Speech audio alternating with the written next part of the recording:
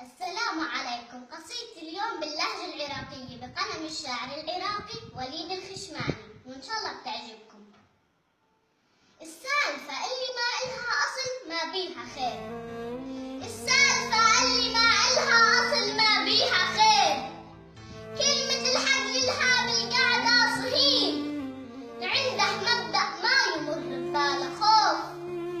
الموت ما يهز شعره بالظلم الثقيل،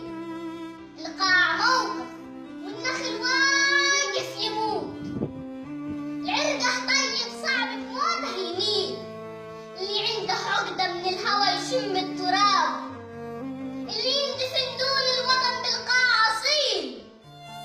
اللي يضحك ضي السالفة الموزونة عار، الخوش زلمن اللي يشتروا بيعه قليل، الخفت